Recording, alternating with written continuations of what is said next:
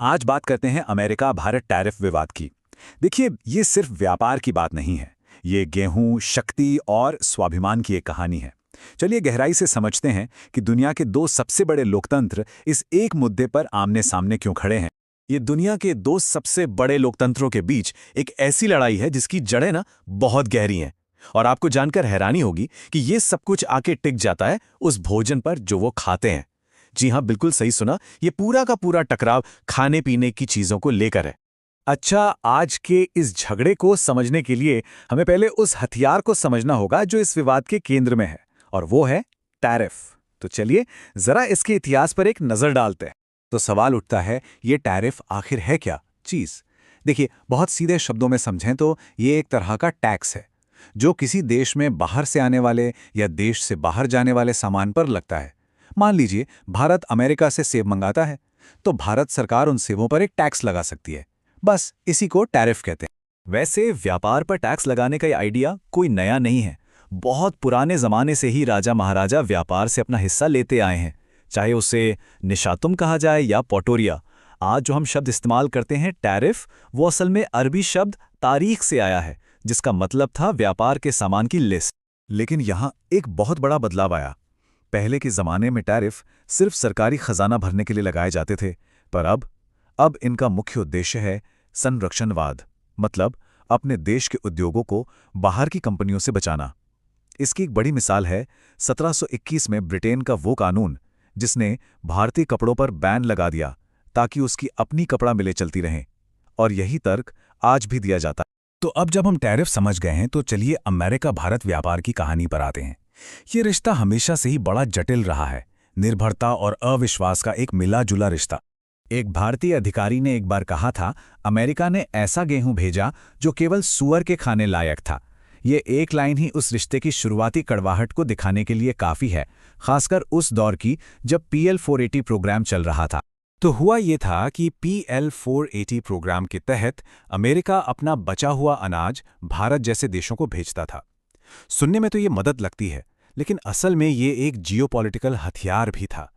इसने भारत को अमेरिका पर इतना निर्भर बना दिया कि देश की जरूरत का 40% गेहूं अमेरिकी जहाज़ों से आता था। और इसी अनुभव ने भारत को एक सबक सिखाया कि अपनी खाद्य सुरक्षा के लिए फिर कभी किसी पर निर्भर नहीं रहना है। लेकिन ये कहानी एक तरफा भी नहीं थी। GSP नाम की एक योजना थी, जनरलाइज्ड सिस्टम ऑफ प्रेफरेंस। इसके तहत भारत को ये फायदा था कि वो लगभग 2000 तरह के सामान अमेरिका को बिना किसी टैक्स के बेच सकता था। और अमेरिका का फायदा?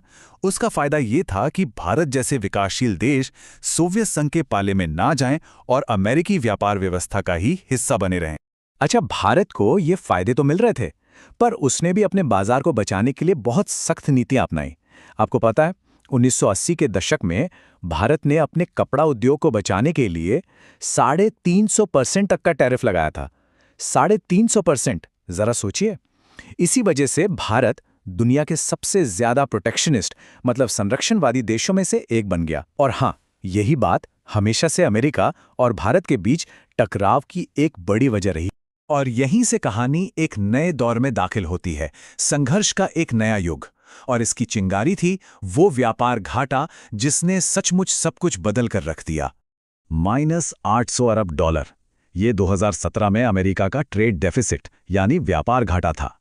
मतलब अमेरिका ने जितना सामान दुनिया को बेचा, उससे 800 अरब डॉलर ज्यादा का सामान खरीद लिया। राष्ट्रपति ट्रंप के लिए ये सिर्फ एक आंकड़ा नहीं था, ये एक सीधा सीधा नुकसान था। और इसी एक सोच ने उनकी पूरी व्यापार नीति को तय किया। तो फिर हुआ क्या? एक के बाद एक ऐसी घटनाएं हुई जैसे कोई चेन रिएक्शन हो। पहला, अमेरिका ने चीन को टारगेट किया और चीनी सामान पर जबरदस्त टैरिफ लगा दिए। दूसरा, चीन ने भी पलटवार किया और अमेरिकी खेती के सामानों पर टैरिफ लगा दिए, जो अमेरिका की सबसे बड़ी दुखती रग थी। तीसरा, अमेरिकी किसानों का सबसे बड़ा बाजार चीन रातों रात उनके हाथ से निकल गया। और चौथा, अब ट्रंप प्रशासन को अपने किसानों को बचाने के लिए एक नया और बहुत बड़ा बाजार चाहिए था। और उनकी नजर किस पर पड़ी? बिल्कुल, भारत पर। और यहीं से हम कहानी के सबसे अहम और आखिरी हिस्से में आते हैं, भारत का कृषि क्षेत्र। ये एक ऐसी दीवार है जिसे तोड़ना बहुत मुश्किल है। तो सवाल यह है कि भारत आखिर हाँ क्यों नहीं कह सकता? तो असल सवाल यही है कि जब इतना ज्यादा दबाव है तो भारत बस अमेरिकी कृषि उत्पादों के लिए अपना दरवाजा खोल क्यों नहीं देता?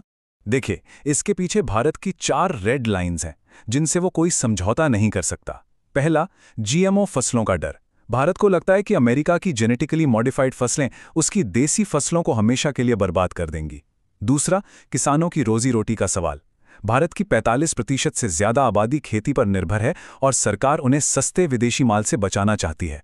तीसरा, बड़ी बड़ी कंपनियों पर निर्भरता से बचना। भारत नहीं चाहता कि उसके किसान बीज और खाद के लिए विदेशी कंपनियों के मोहताज हो जाएं। और चौथा, और शायद सबसे अहम, धार्मिक और सांस्कृतिक भावनाएं, खासकर डेयरी को लेकर, जहां गाय को मां का दर्जा दिया जाता है। और ये है जमीनी हकीकत। अमेरिका अपने किसानों को इतनी सब्सिडी देता है कि वहां का मक्का करीब 1700 रुपए प्रति क्विंटल पड़ता है, जबकि भारत में मक्के का एमएसपी यानी न्यूनतम समर्थन मूल्य ही 2400 रुपए है।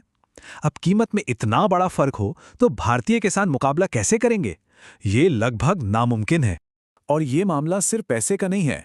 अमेरिका में मवेशियों को जो चारा खिलाया जाता है उसमें मांस और हड्डी का चूरा मिलाना एक आम बात है।